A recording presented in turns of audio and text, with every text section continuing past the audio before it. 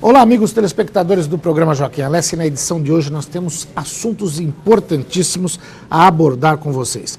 No primeiro e no segundo blocos, eu converso com o secretário de Serviços Urbanos de São Bernardo do Campo, Tarcísio Secoli. Ele participou de uma reunião no Rotary Club do Rude Ramos, presidido pelo meu amigo Antônio Nelson Ribeiro, que eu entrevisto no segundo bloco. Depois, a gente mostra um pouquinho da festa de 30 anos da MB Gussi, construtora de São Bernardo do Campo. No quarto bloco, eu converso com o vereador pelo Partido dos Trabalhadores em Mauá e advogado Wagner Rubinelli.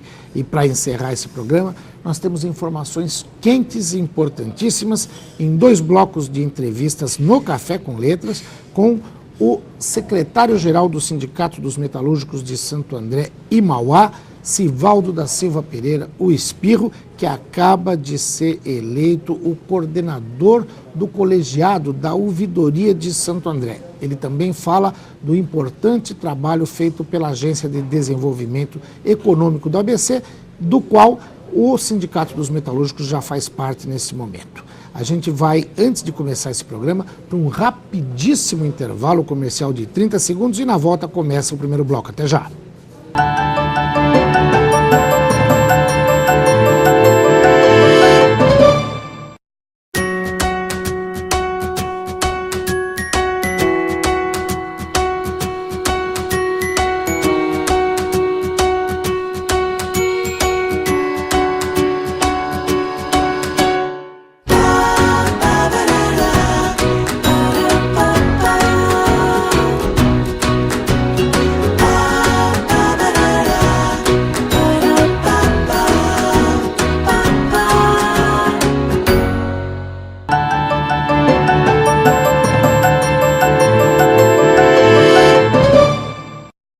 Muito bem, amigos telespectadores do programa Joaquim Alessi. Hoje a gente acompanhou uma reunião do Rotary Club do Rude Ramos, presidido pelo meu amigo Antônio Nelson, e tivemos aqui a palestra do secretário de Serviços Urbanos de São Bernardo do Campo, Tarcísio Secoli, que falou a respeito da sua atividade à frente da secretaria e principalmente a respeito desse trabalho que envolve a sustentabilidade do município. Tem novidades aí, né, Tarcísio? Porque nós falamos em 5 de junho, aqui no Rude Ramos, no lançamento da coleta seletiva porta a porta. 5 meses depois, já dá para fazer um balanço disso aí? A gente pode fazer um balanço sim, porque o programa tem sido extremamente vitorioso. As pessoas têm nos surpreendido positivamente. A decisão, a dedicação das pessoas em fazer o material reciclado tem crescido muito. A cidade já saiu de 0,81% em março, quando nós começamos a debater e a discutir, e hoje já está em 2,5% de material reciclado na cidade. Então isso já é uma vitória, porque não é fácil manter isso e avançar. Nós estamos trabalhando hoje, como você sabe, além do Ruge, a Paulicéia e o Jordanópolis, e nós vamos no futuro, no próximo, rapidamente, escolher outro caminho, outros bairros para fazer. Não o fizemos ainda, porque nós precisamos resolver um problema técnico com a cooperativa que faz a reciclagem. É tanto material que o pessoal está com dificuldade de dar conta. Então nós já providenciamos uma esteira para poder acelerar o processo. Eles vão começar a trabalhar em 2 turnos agora e a partir daí nós podemos avançar para mais algum bairro para poder ampliar ainda mais, porque a nossa meta é chegar a 10% de material reciclado aqui na cidade de São Bernardo do Campo. Você anunciou uma novidade aqui também, que é a moto lixo, é isso? Para as áreas de difícil acesso, como é que é? Exatamente, né? As pessoas muitas vezes estão nos grandes centros, nos grandes bairros urbanizados, não têm dimensão da dificuldade que é para o próprio trabalho dos coletadores de entrar em ruas que são muito estreitas, bairros que foram sendo construídos de forma aleatória e depois são urbanizados e que não têm as condições todas adequadas. Então o caminhão entra e tem um carro parado e ele não consegue passar. Então, para evitar que isso aconteça e o lixo da frente não seja coletado, nós vamos começar uma experiência agora no Batistini, em que nós vamos entrar com uma moto, com um carrinho atrás, que a moto vai andando, o cara vai pegando o lixo, colocando na caçambinha e depois num grande compactador, né, que é quase como um container, ele vai colocando esse material lá dentro, um funcionário vai estar lá depositando esse material. Quando o container estiver cheio, um caminhão leva esse container embora e traz um vazio. Então é uma novidade que vai ser feita para justamente prestar um serviço melhor àqueles que estão hoje numa área de difícil acesso. Agora a gente está gravando um dia depois de a Câmara Municipal aprovar a criação da agência reguladora. Um assunto bastante polêmico, teve debates e tal. Agora, o que dá para dizer para a população a respeito dessa aprovação e de como vai funcionar essa agência, o papel dela, até para fiscalizar todo o trabalho nesse sentido? Nós precisamos entender o que foi aprovado ontem. Na verdade, são a construção de uma agência municipal dividida em 2 pedaços. A primeira é uma agência que vai fazer a regulação, significa que ela vai analisar o contrato da PPP, parceria público-privada, na questão do lixo da cidade, para ver se o que a empresa se comprometeu ela está fazendo e se o que a prefeitura se comprometeu ela está fazendo. Neste caso, a fiscalização do andamento da parceria público-privada continuará sendo feito pela própria municipalidade através da Secretaria de Serviços Urbanos. A outra parte, a outra perna que foi aprovada ontem, é uma agência para regular e fiscalizar a água da cidade e os esgotos da cidade. Então, é uma agência que tem como objetivo provocar um debate com a Sabesp, porque a Sabesp tem a exploração da água e do esgoto da cidade, porém ela não tem nenhum compromisso formal com a cidade. Então não há um contrato de parceria, um contrato de gestão, um contrato de compromissos. Nós queremos discutir com a Sabesp qual é o compromisso que ela vai ter com os investimentos na cidade. Eu não sei se você sabe, mas São Bernardo, a coleta do esgoto hoje está por volta de 75%, 80%, e o tratamento está um pouquinho acima de 40%. Então tem 40% do esgoto que é coletado, mas não é tratado. Ele é jogado na represa, jogado nos rios do mesmo jeito que qualquer invasão, ocupação faz também. Então nós queremos debater com a Sabesp quando é que ela vai universalizar isso e qual é o caminho que ela vai fazer, quais são as etapas, e essa agência tem esse papel de fiscalizar um contrato novo que tem que ser feito e fiscalizar a execução desse novo contrato. Enquanto isso a gente vê essas obras intermináveis aí de coletores troncos que não acabam. Esse é um problema também, né? Essa é a grande dificuldade. Para colaborar com a Sabesp, várias obras que nós estamos fazendo, Ribeirão dos Couros, nós estamos fazendo toda a drenagem dele, retificação, e recebemos o dinheiro da Sabesp, é bom que se diga, ela está pagando, mas nós é que estamos executando a obra. Então nós estamos fazendo, por baixo do Ribeirão dos Couros, todo o coletor tronco daquela região. Nós começamos a semana passada o córrego Pindorama aqui no Jordanópolis, e do mesmo jeito ela nos forneceu o dinheiro, nós fizemos a licitação e na obra que nós estamos fazendo vai ser colocado o coletor tronco também para ajudar de fato a acelerar o processo. Então nós não podemos viver de pequenas obras que a gente vai fazendo e complementarmente a eles. Eles é que têm a responsabilidade de executar o coletor tronco, captar e tratar 100% do esgoto da cidade, porque é cobrado 100% da cidade. Todo mundo paga pela coleta e o tratamento e, infelizmente, está sendo feito uma grande coleta ainda não totalizada e pequeno tratamento de esgoto coletado. Nós já conversamos algumas vezes, você abordou também aqui a questão da usina, e você até falou de um prazo aí para entregar o estudo do relatório de impacto ambiental, EIA-RIMA. Como é que está, em que pé está a usina? Nós começamos no final do ano passado a produzir um EIA-RIMA.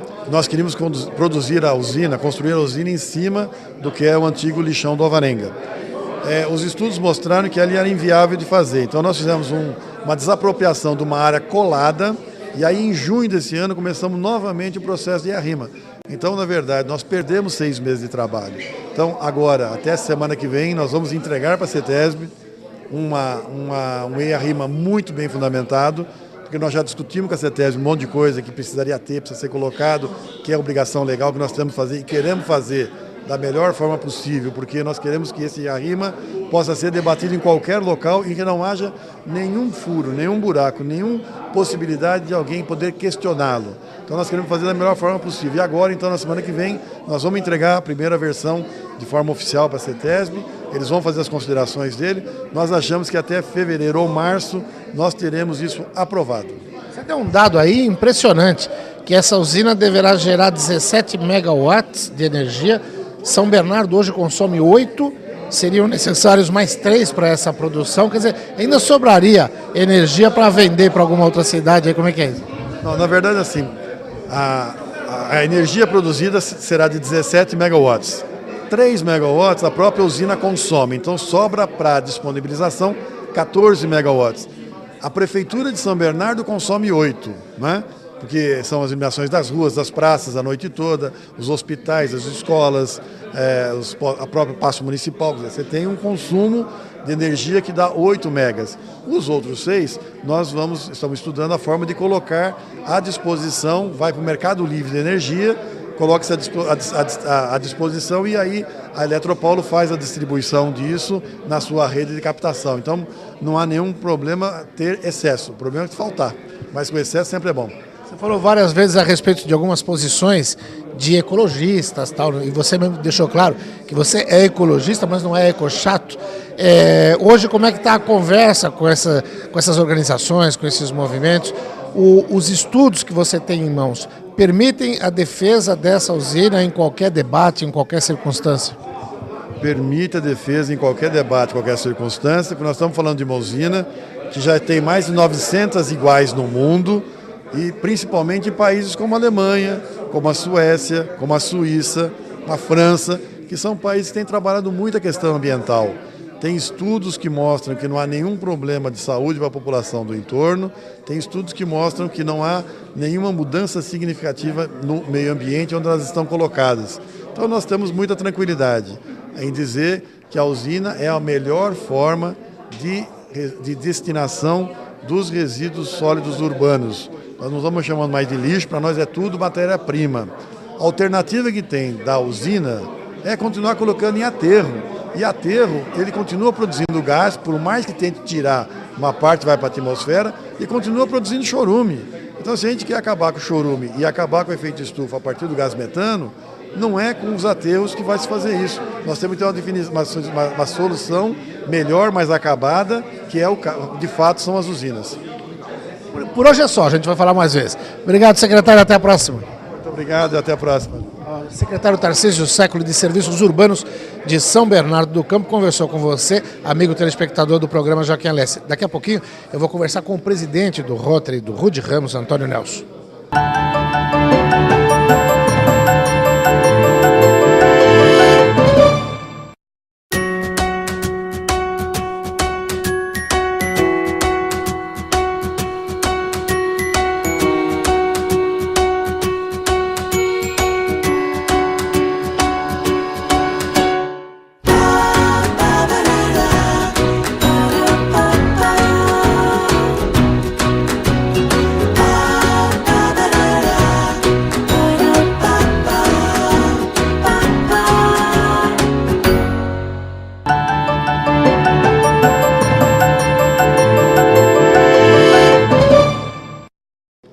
Muito bem, amigos telespectadores do programa Joaquim Alessi, depois de conversar com o secretário de Serviços Urbanos, Tarcísio Século, que foi o conferencista desta noite aqui na reunião do Rotary Clube de Rude Ramos, eu converso com o presidente da entidade, Antônio Nelson Ribeiro, uma palestra bastante proveitosa, né? Muito produtiva, né, Antônio Nelson? Olha, muito, porque é um tema do momento, é um tema que tem interesse social, tem interesse local, e veja a importância de uma palestra dessa natureza.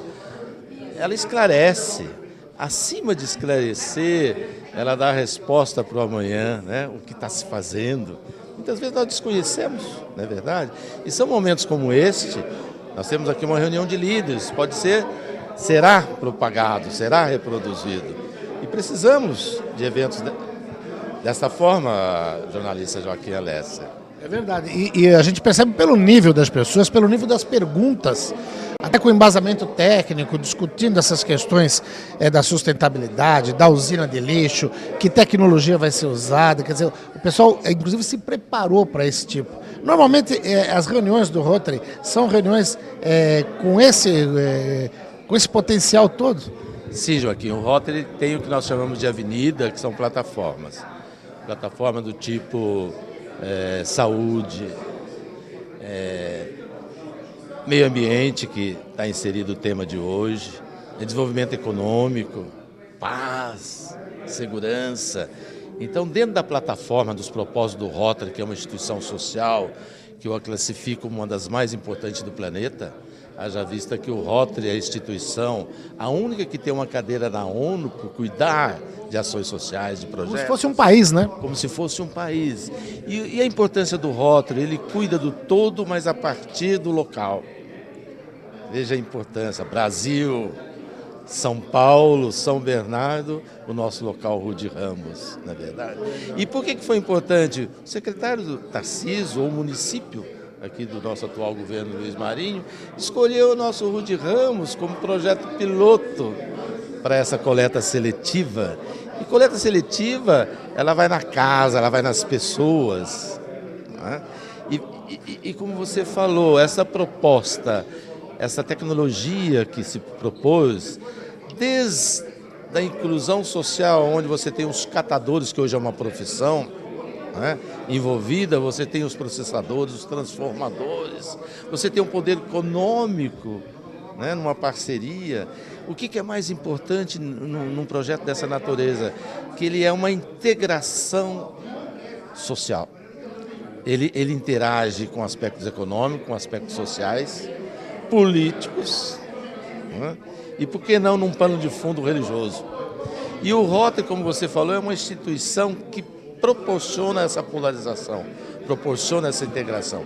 Tanto é que nós temos um projeto filosófico, que nós até estamos desenvolvendo ele há muitos anos, está sendo aplicado aqui no nosso Rude Ramos, que se chama Acopla, que são ações no ar que você vai compartilhar com as organizações econômicas, políticas, sociais e religiosas, trabalhar a pessoa e trazendo os líderes, como você viu hoje, e dando um foco, que é o AFI.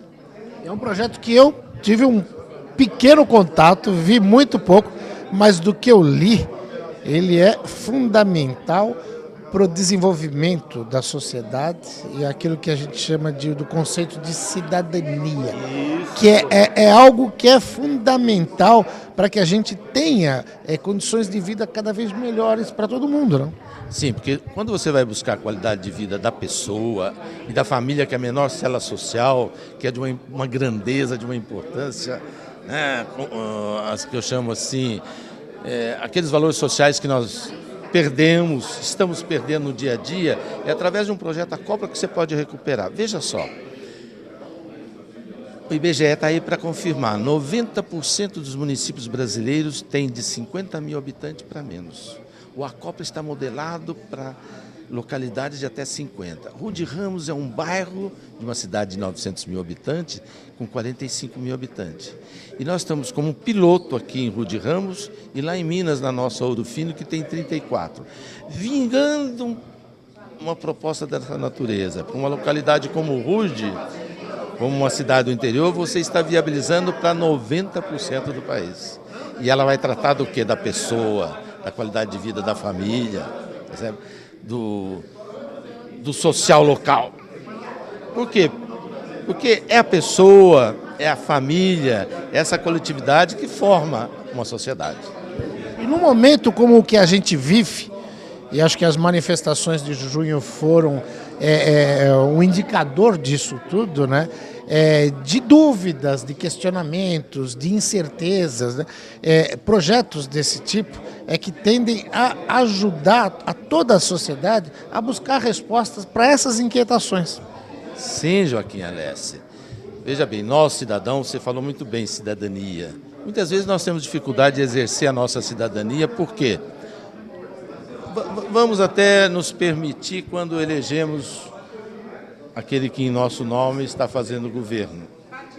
Quer seja ele um vereador, um deputado, um prefeito, em nome dele todo um secretariado. Nós, cidadãos, né? Cidadão, nós, família, muitas vezes nós temos assim dificuldades em cobrar, em acompanhar.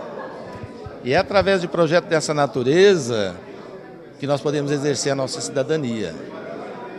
Nós não estamos só fiscalizando, nós também estamos assim, em nome da sociedade, acompanhando, controlando e cobrando aquilo que nós queremos que aconteça. Mas tem algo que é importante, Joaquim, não basta criticar. Você tem que agir, tem que participar, acima de tudo você tem que ser cidadão. E o Rotary Club permite o exercício dessa cidadania. Eu não tenho a menor dúvida disso. Eu tenho a menor dúvida disso. Aquilo que eu perguntava. Tá, então, Joaquim, para nós foi muito grato a sua pessoa. Veja bem, a mídia, a imprensa aqui colaborando, aqui somando. Se você perceber, aqui nós temos representantes de líderes sociais, aqui nós temos representantes de governo, da mídia, de instituições sociais como o Rotary, né? Isso é o quê? Isso é uma copla. Tá certo. Antônio Nelson, obrigado pelo convite, nós vamos falar mais vezes. Alô, muito obrigado, Joaquim. Antônio Nelson Ribeiro, presidente do Rotary Clube do Rude Ramos, conversou com você, amigo telespectador do programa Joaquim Alessi, programa que não acabou não. Daqui a pouquinho a gente está de volta, até já.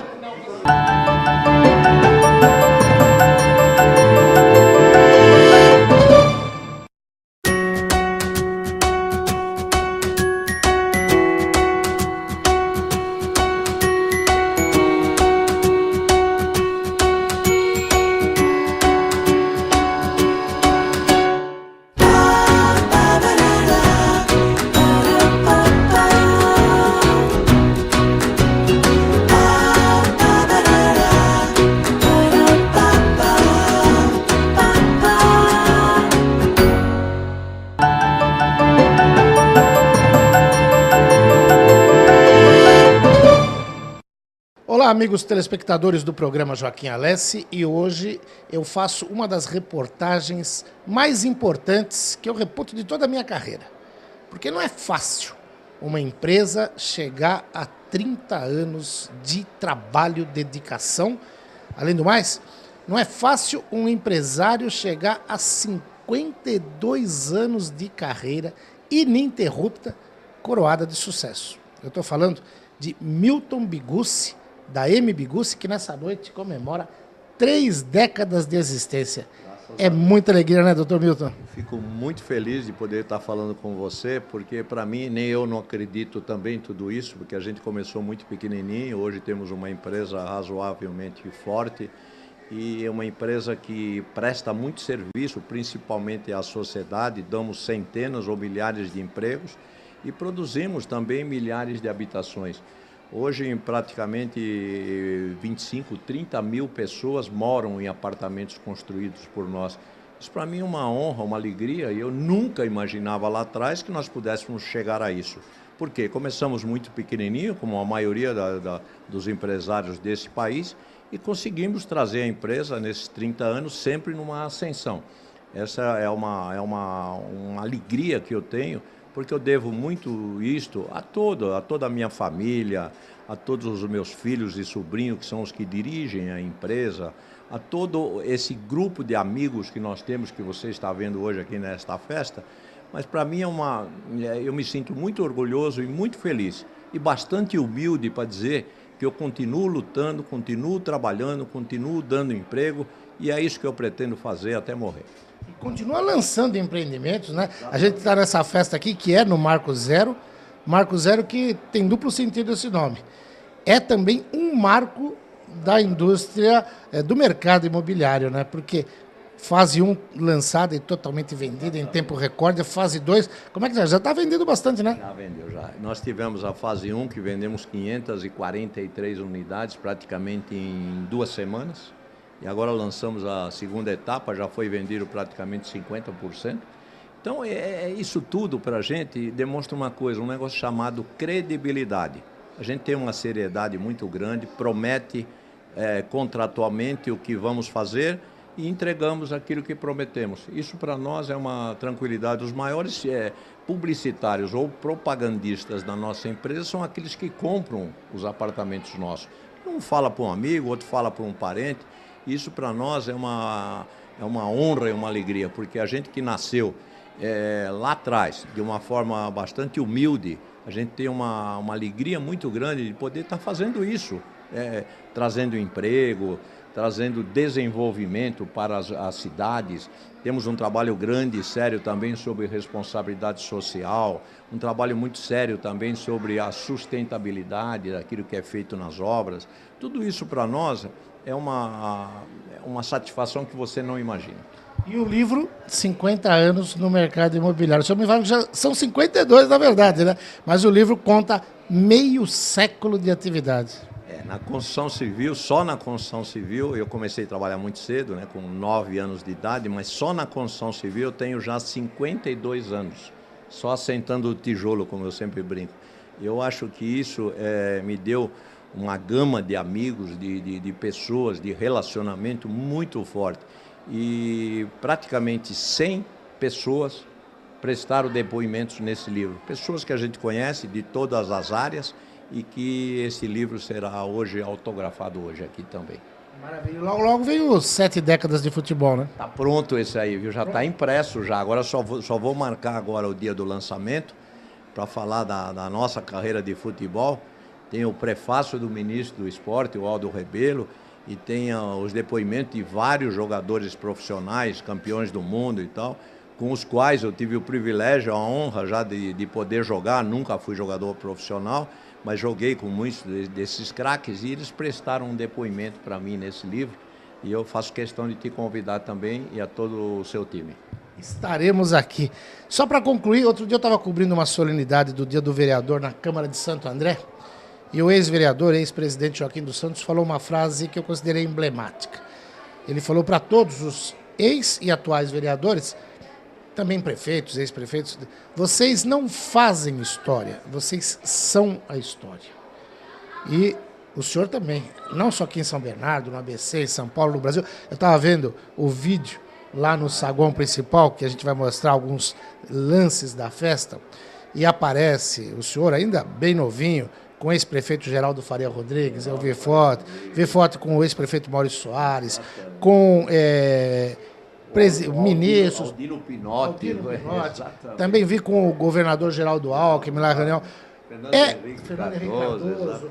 É gostoso, é uma sensação de dever cumprido, saber que a gente faz a história, que a gente é a história, não por vaidade, não, mas porque isso representa o verdadeiro compromisso social, né? Eu tenho essa alegria, você não imagina como, porque para mim não é nada é uma satisfação pessoal de ter cumprido a minha parte, e continuo cumprindo, porque a gente não pode esmorecer. Eu trabalho muito ainda, muito mais do que deveria trabalhar, mas eu tenho uma vantagem, eu não tenho depressão. Eu sou uma pessoa totalmente otimista e que procuro fazer diariamente tudo que eu acho que eu tenho que fazer. Eu tenho que estar pensando 10 coisas ao mesmo tempo. Sabe por quê? Eu ouvi uma piada, mas que na verdade é uma frase de extrema sabedoria do governador Geraldo Alckmin hoje, que ele disse o seguinte: quem é idoso? Aí as pessoas no auditório começaram 60, 65, ele falou assim, não, idoso é aquele que tem sempre 10 anos a mais do que a gente. Então, nós nunca vamos ficar idosos, né? Enquanto eu estiver jogando futebol, ainda vale, né? Eu não sou idoso.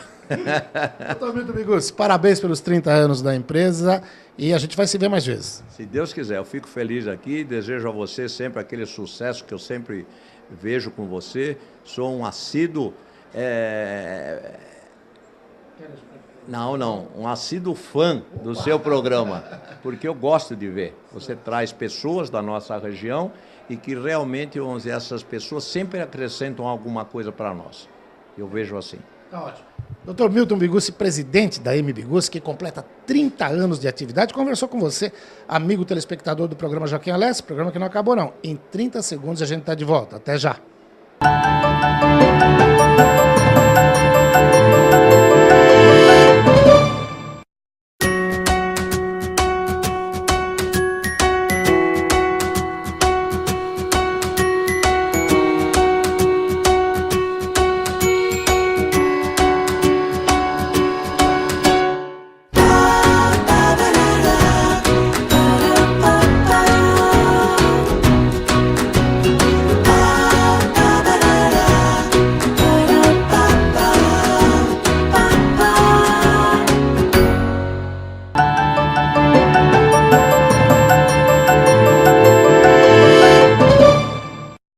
Olá, amigos telespectadores do programa Joaquim Alessi. Mais uma vez eu tenho a honra e a satisfação de visitar o meu amigo vereador Wagner Rubinelli, do PT de Mauá.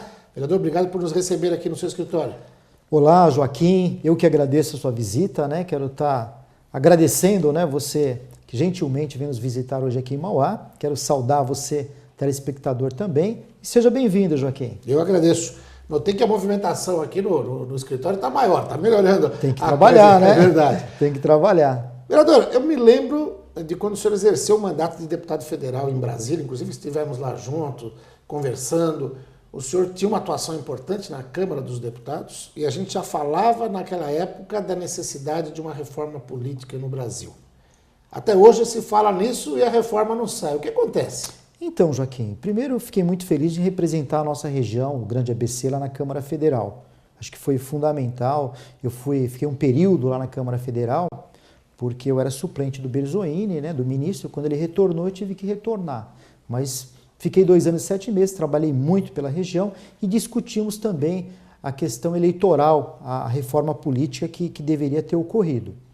É que toda vez, Joaquim, que você fala de reforma política, aparecem os oportunistas. Aí querem colocar coisas que não são devidas na reforma política. Por exemplo, nós temos que ter uma reforma política para acabar com uma distorção, que seria a questão do coeficiente eleitoral para eleger uma pessoa. Hoje você lança, por exemplo, como candidato um popstar, um tiririca, um cantor famoso, um jogador de futebol. Se ele tiver 1 milhão de votos e se o coeficiente, a linha de corte para eleger for 250 mil votos, ele sozinho, ele se elege e leva 3 com ele. Essa distorção que precisa ser corrigida na nossa política, para evitar de que essa pessoa se eleja com 1 milhão de votos e leve 3 pessoas sem representatividade nenhuma, sem que tenha tido voto nenhum para lá. A gente vê casos de pessoas com 1.000 votos que se elegem porque estão na esteira desse puxador de votos. Né? Isso, então interessante seria criar talvez uma cláusula de barreira para evitar que isso ocorresse. Agora, eu continuo defendendo o direito do cidadão ir lá e votar diretamente no candidato que ele quer, que ele deseja. Então ele quer votar no João, ele vai lá e vota no João. Candidatura avulsa seria isso ou não? Não é avulsa, é você poder votar na pessoa. A pessoa tem que ter um partido para se candidatar, mas poder votar no Joaquim Alessi, que é do PMDB, que é do o outro que é do PT, mas votar no nome da pessoa ou na sigla do partido. O que estão propondo algumas pessoas e alguns partidos é terminar com isso e votar em listas, nas listas pré-ordenadas. Então, o que seria isso? O partido faz uma lista e você, eleitor, vai votar. Se eleger 3, é os 3 primeiros da lista. Ocorre que quem escolhe é o partido. E com isso você não teria mais renovação na política, você correria o risco de as pessoas que controlam os partidos, que têm maior influência, figurarem sempre no topo da lista. Reforça o caciquismo. Isso, eu acho que é antidemocrático. Então eu defendo. Eu acho que seria adequado uma discussão séria de financiamento público, com muita fiscalização. Eu acho que deve-se ter mais critérios na campanha, talvez algumas coisas devam ter uma proibição por número de habitantes. Por exemplo, uma cidade igual Mauá. Um candidato com recurso, ele pode colocar 50 carros de som. Então eu acho que deveria estar limitado isso. Uma cidade até 200 mil eleitores. Então quantos carros de som pode ter? 2. Porque imagina, em épocas eleitorais, o poder econômico ele fala muito forte. Quem tem dinheiro, põe lá 20 carros de som, 30. O senhor defendeu o financiamento público? Então, na realidade, eu era contrário. Mas aí o que você começa a ver? Você começa a verificar que aqueles que têm relação com o setor privado, ele consegue dinheiro para a campanha. E aquela pessoa que é ética, que não quer vender a alma para o setor privado, não quer ter nenhum vínculo ou cobrança depois, quer ter um mandato independente, não tem recurso nenhum. Então vamos imaginar, aquele que representa as grandes empresas, os grandes bancos, as grandes indústrias, sejam têxteis, químicas ou metalúrgicas, esse, Joaquim, tem muito recurso, porque ele tem o financiamento privado dessas pessoas. E aquela pessoa que entende que não quer se vincular e não deve, não tem recurso. E na realidade, quem dá o recurso, depois de uma certa forma, ele vai querer um retorno, vai querer que aquele deputado, aquele parlamentar, aprove projetos de interesse daquele segmento, daquele setor. O deputado vira um verdadeiro lobista, né? Um deputado, por exemplo, nos Estados Unidos tem esse problema lá, o financiamento privado é pesado, Então o setor de armas lá controla o Congresso, as indústrias do tabaco, as indústrias das armas, né? Por que o Obama não consegue controlar a questão das armas nos Estados Unidos? Porque o lobby lá é gigantesco, eles põem milhões na campanha dos deputados e senadores. Então eu sou favorável para evitar que isso ocorra. E aí você terminar com qualquer tipo de financiamento privado. Tá certo. Da outra vez nós falamos um pouquinho também da sua atividade enquanto advogado. Como é que está essa atividade hoje? Então, Joaquim, nós atuamos também na área eleitoral e até as coisas acabam sendo um pouco próximas, né? A gente, nessa atuação na função jurídica, a gente fica preocupado também um pouco. Se por um lado é positivo, porque acaba dando trabalho para os advogados, por outro lado também é preocupante, porque o profissional do direito, ele quer também que haja algo equilibrado, algo razoável com relação às leis. Nós percebemos que no tocante ao direito eleitoral, está ocorrendo uma judicialização da política, quer dizer, existe cada vez mais um controle muito pesado de campanhas eleitorais. Vou dar um exemplo para você. Um chaveirinho, por exemplo, hoje é considerado compra de voto, é proibido. Aí você para pensar algumas coisas, eu acho até que talvez seja interessante isso, mas tem algumas coisas que acaba sendo assim, a nossa legislação eleitoral ela está cada vez mais complexa. Então, além de você fazer a campanha eleitoral, você acaba tendo que se acercar de muito cuidado jurídico, porque às vezes você corre o risco de ganhar uma eleição, de ter tentado fazer tudo da forma mais correta possível e não levar essa eleição por algum problema de ordem técnica. Às vezes até um problema bobo, né? Sim, mas pode ser. Que impede de ser diplomado e assumir o cargo. Com certeza, pode ser uma prestação de contas feita de forma inadequada, pode ser uma denúncia de alguma coisa, digamos assim, extremamente insignificativa, mas que pode te gerar um problema, né? A própria questão, Joaquim, agora da lei ficha limpa também é um pouco preocupante, né? Porque hoje em dia o gestor público, um prefeito que fica 2, 3 mandatos, dificilmente ele não vai ter uma conta rejeitada pelo Tribunal de Contas, né? Até porque o emaranhado de leis é tão complicado que às vezes até não é por má fé, é por descuido. Então, por isso tem que ter uma assessoria jurídica importante. Então, até no tocante ao prefeito Oswaldo Dias mesmo, ele teve um problema com o Tribunal de Contas por questão daquela questão do túnel do tempo. E eu entendo que a questão do Oswaldo Dias não deveria ter sido acarretada a inegibilidade. Por quê? Porque foi uma mera irregularidade, no ponto de vista da Justiça, que o túnel do tempo era uma exposição da Prefeitura sobre o que a Prefeitura realizou para o município. E a Justiça Eleitoral entendeu que aquilo era uma propaganda eleitoral de irregular. E isso ele foi condenado, né? Com isso ele foi condenado em todas as instâncias e acabou sendo inelegível, ficando inelegível. O que ocorre? Isso está equivocado. Nesse caso, ele não deveria, porque não houve o enriquecimento para ele. Ele não tirou nada do poder público. Foi uma exposição de fotos. E exposição de fotos mostrando o que foi feito pela administração dele. Até entendo, e ele provavelmente deva estar fazendo isso, deve estar recorrendo através dos advogados, né, que o assessoram. Por quê? Porque a lei diz que uma das condições para a inegibilidade é que haja o dolo, que haja o enriquecimento ilícito do agente, o que não ficou configurado, não houve. Então, muitas vezes há injustiças. Então, você tem que se acercar muito dessa questão jurídica, dos cuidados, tem que realmente procurar assessoria nesse aspecto para evitar que isso aconteça. Então, quem está pensando em ser candidato ano que vem tem que procurar uma assessoria jurídica boa e se resguardar, né? É verdade. Vereador, infelizmente essa entrevista chegou ao final, a gente vai fazer outras e eu fico à disposição. Obrigado, Joaquim Alessi. Um abraço a vocês também, telespectadores. Está ótimo. Esse é o vereador Wagner Rubinelli, advogado que conversou com você, amigo telespectador do programa Joaquim Alessi. Programa que não acabou não. Em 30 segundos a gente está de volta. Até já.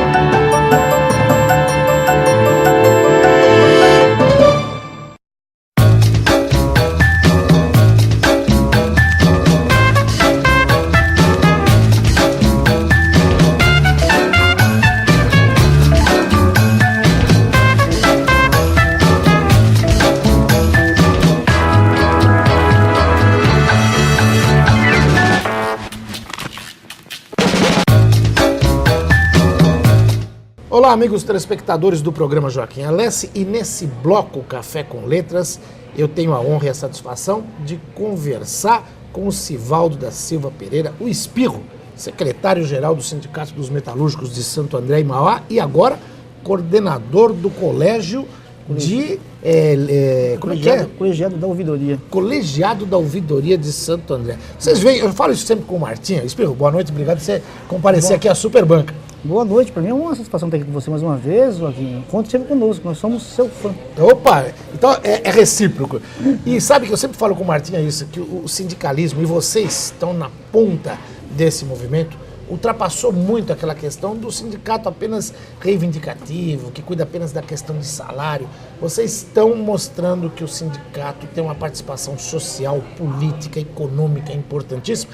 E essa tua condução ao cargo de coordenador desse colégio da ouvidoria, a ouvidoria que ainda tem como ouvidor o Saul Guelma, né? Saul Guelma, isso. Empresário, que tinha um comércio importante aqui em Santo André. Meu amigo também, gosto muito do Saul. Agora, vocês chegaram num ponto importantíssimo. Como é que é coordenar esse colégio da ouvidoria? Então, só voltando aqui à questão do sindicato, do movimento sindical hoje como um todo. Nós temos hoje uma atuação, não apenas, como você falou aqui, de cobranças e investigações, mas também na participação efetiva da condução do país. Eu acho que isso é uma coisa muito interessante, porque a questão da ouvidoria, por exemplo, a cidade que tem uma ouvidoria como a nossa aqui, ela tem que dar assim, satisfação para a população, né? Porque a proposta é muito interessante. E a ouvidoria, o colegiado, ele tem lá uma série de entidades, né? Por exemplo, hoje nós temos inclusive um professor da UFABC que está entrando agora, nós temos a OAB, nós temos a CISA, enfim, tem uma série de sindicatos, né? Centrais sindicais, que fazem com que a ouvidoria tenha mais peso, né? Isso é importante.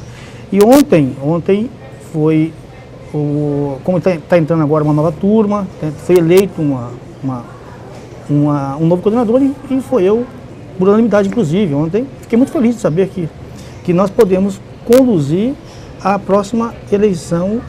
Que acontece nesse ano. Acontece nesse ano. Nós temos o prazo aí, estamos dentro do limite do prazo para soltar o edital, para que possa ser aí aberto as inscrições, né, para escolhermos o nosso novo ouvidor da cidade de Santo André. E a ouvidoria tem um papel fundamental. Às vezes o telespectador, o cidadão de uma forma geral não conhece. Já teve até confusão na Câmara Municipal com o vereador querendo saber por que a ouvidoria gasta isso, gasta aquilo. E olha, o orçamento é mínimo. Diante da importância, então, é zero. E eu me lembro de quando eu era editor executivo da Rádio Bandeirantes, eu levei o Saul, que ele já era ouvidor, isso em 2003. Na Rádio Bandeirantes, que a gente resolveu criar a ouvidoria da Rádio Bandeirantes, que era a Ombudsman, era Maria Elisa Porchat, uma jornalista fantástica, estudiosa, e ela foi a nossa primeira Ombudsman da Rádio Bandeirantes, mas eu falei para eles, a gente vai trazer aqui o Saul Guelma, na época, que era assessorado por um grande jornalista amigo meu, Dan Gedankian. Eles foram até a Rádio Bandeirantes para ensinar como é que funcionava, porque a ouvidoria de Santo André sempre foi exemplo para o país. Sim. E você coordenando isso, imagina o tamanho da responsabilidade. Né? Então, eu hoje represento a Central Força Sindical na ouvidoria. E para nós é uma satisfação muito grande, porque nós temos lá companheiros da CUT também, que representam. E você sabe que a disputa é bem acirrada, né? Dá muito interesse de ser ouvidor, até porque o papel é muito importante, né, para a cidade. Faz com que o governo tenha eu diria, um aliado, porque as cobranças que faz nós cidadãos através da ouvidoria contribui, ajuda o prefeito, né, enfim, a melhorar o dia a dia, seja qual for, seja para tirar uma árvore, para melhorar uma iluminação, um espaço onde não tem recolhimento de lixo constante, enfim. E os cidadãos têm condições de estar buscando essa melhoria e vai até a ouvidoria, e a ouvidoria leva até o governo as reivindicações, as cobranças. Então, é muito bom. Maravilha. E dentro desse espectro de participação do sindicato, da força sindical, das entidades, tem uma participação importante hoje do Sindicato dos Metalúrgicos de Santo André e Mauá na Agência de Desenvolvimento Econômico. Você me falava disso, vários avanços têm sido conquistados na agência. Conta para o telespectador como é que está essa participação. Então, nós estamos entrando agora na agência, né? A agência, ela tem já um trabalho de muitos anos, né? O Celso Daniel é um dos que idealizou essa questão da agência. Nossa agência aqui na região, ela é sempre citada no estado, o próprio governador sempre cita o quanto é importante essa agência, a Agência de Desenvolvimento Econômico. E a nossa participação está sendo para nós um marco, porque além de nós estarmos participando, o presidente atual é o metalúrgico, que é o Rafael Marques, presidente do Sindicato do ABC, que é um grande companheiro, preparado para estar aí assumindo esse papel e já está mostrando como é importante ter um operário cuidando também de uma agência tão importante como é a nossa aqui. Nós temos, por exemplo, Joaquim, uma região industrializada que sofreu muito ao longo desses últimos 20 anos. E a agência, ela ela está ali para fomentar, para ajudar, para que não só a indústria, né, possa avançar ainda mais. Por exemplo, é possível ter empréstimos, é possível ter formação para funcionários, para trabalhadores, de modo geral. É possível fazer com que as empresas vá até a agência e consiga, junto ao BNDES, empréstimo para investimento em ferramentas, em máquinas, em novas tecnologias. Então, é isso que nós precisamos. Nós precisamos que a nossa região ela continue pujante, ela continue crescendo e fazendo com que as pessoas que moram aqui tenham o prazer de morar na região do ABC. E hoje o Rafael tem feito um trabalho muitíssimo bom. Nós tivemos esse mês de novembro, tivemos um evento importante já para montar a estratégia dos próximos anos, né? Ele tem aí um mandato e precisa fazer com que essa agência mostre o quanto é importante para a região ter novos investimentos também a nível federal. Legal. Espirro, eu vou te pedir licença para chamar um rápido intervalo comercial. Eu ia gravar um bloco só, mas tem muita coisa para falar, a gente vai ter que fazer 2. Porque tem muita informação, e quando a informação é importante, a gente acaba moldando o tempo da televisão. A gente vai para um rapidíssimo intervalo comercial e a gente volta para continuar falando da agência, falando desse trabalho importantíssimo. Tenho certeza de que o nosso amigo telespectador não vai trocar de canal. Em 30 segundos a gente está de volta. Até já!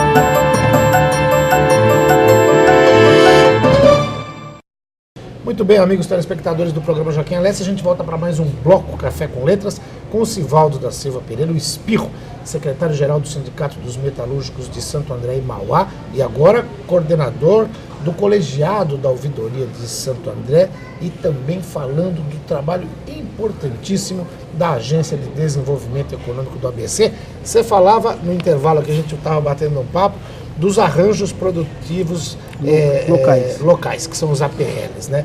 Eles são fundamentais nesse processo, né? Sim, sim. E aí eu preciso fazer justiça e fazer um comentário aqui para um companheiro que eu tenho muito apreço, sou fã dele, né? Que é o Jefferson. Opa! Esse eu também Jefferson, sou fã. ele é secretário de Desenvolvimento Econômico de São Bernardo, teve dentro do sindicato do ABC, lá, através do Diese. Esse cara tem um trabalho fantástico. Competentíssimo, trabalhador. Olha, que ele pudesse fazer um trabalho a nível de estado e a nível federal. Porque o cara é bom. Ele é bom. Além de ser muito bom, o cara trabalha muito. Então, nós iniciamos um trabalho através do presidente Martinha.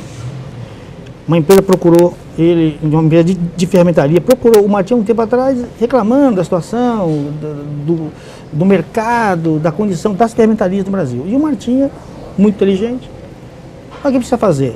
E o cara colocou ali algumas necessidades básicas para a ferramentaria não morrer.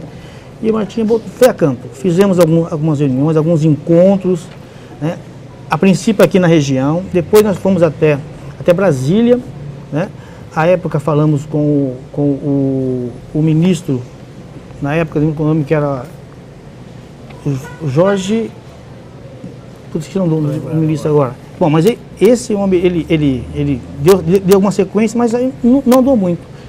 Quando chegou nas mãos do Jefferson, em São Bernardo, ele simplesmente fez a coisa andar. Hoje a PL de ferramentaria é exemplo para outras ferramentarias. Nós temos aí um trabalho muito forte com a questão do inovar alto e temos a questão do inovar peças, que é fundamental para a nossa região. Que já é decorrência do inovar alto. Sim, sim.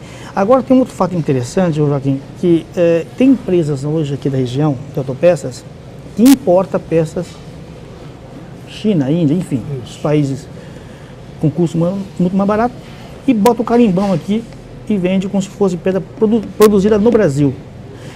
Um dos aspectos importantes do inovar peças é que está sendo pensado em ser criado uma forma de você rastrear, quer dizer, a rastreabilidade das peças, porque as empresas as montadoras para terem isenção de impostos, elas precisam produzir aqui. Eu preciso comprar peças produzidas aqui no Brasil, as montadoras.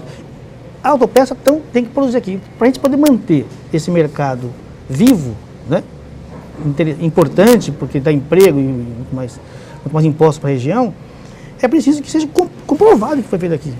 Porque se você não tem uma forma de você rastrear, como é que você vai saber? Então está sendo pensado isso, uma rastreabilidade das autopeças. Isso é bom.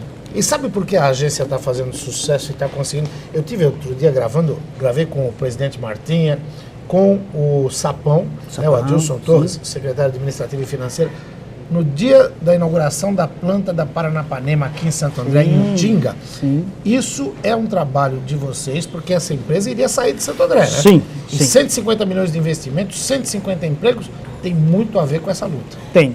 E mais uma obra, vamos chamar de obra, do meu presidente Martinha. Martinha, de novo, foi procurado pela presidência à época aqui da Eluma, hoje Paranapanema, explicar a situação que eles estavam vivendo. Precisaria de ter algumas discussões com o governo municipal, porque tinha uma proposta muito boa para levar a Paranapanema para Santa Catarina. Lá eles têm um trabalho muito forte, puxando as empresas para aquela região.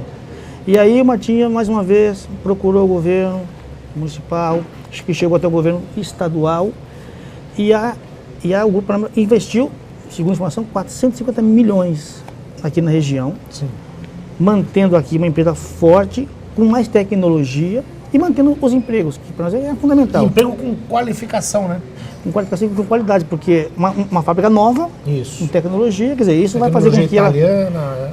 Olha, mais uma vez eu tenho que avisar, o presidente Martinha, se eu falo, não é pensar só em reivindicar salário, reivindicar PLR, não. Ele pensa muito mais que isso. Ele pensa no bem-estar da região, das pessoas da região. E isso é um trabalho que a gente diz, é o sindicalismo social, você pensar na cidadania e não apenas em fazer política de caminho de som. Não é só isso, não. Nós temos que fazer o papel social. Em que pese isso, vocês fazem o papel também e acabam de conquistar acordos importantíssimos de reajuste salarial, com um reajuste acima da inflação. Tá importante esse acordo, né? Os últimos 10 anos nós temos tido aí reajustes importantes. A categoria metalúrgica ela tem uma diferença, na verdade, de muitos anos, né? Então nós temos há 10 anos aí tendo aumento real. Esse ano a gente tem sempre um balizador, temos uma referência.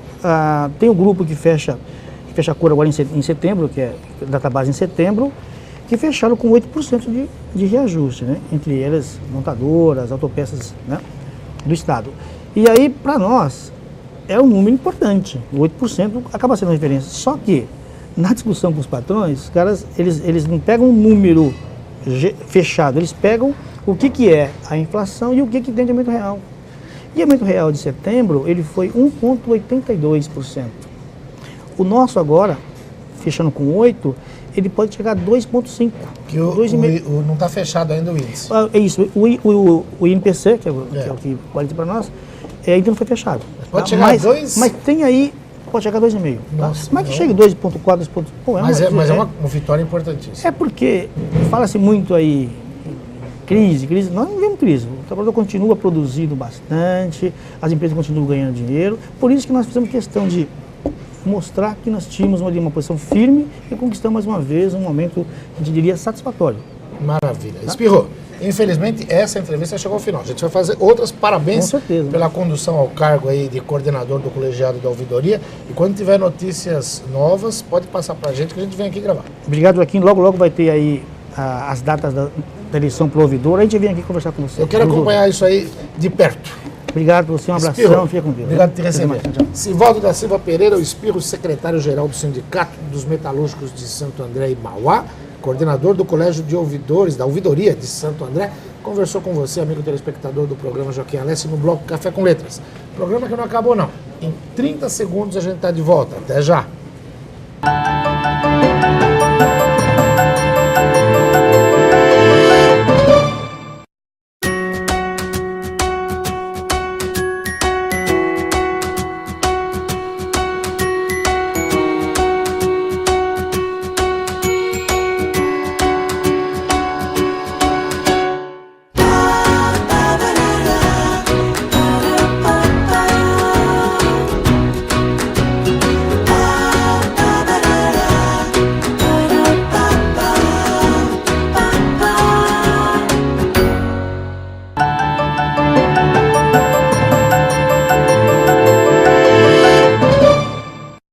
Pois bem, amigos telespectadores do programa Joaquim Alessi, eu tenho certeza de que vocês curtiram cada informação que a gente levou nesses blocos de entrevistas extremamente importantes para toda a coletividade. Por isso, eu conto com a sua audiência no próximo programa. Até lá!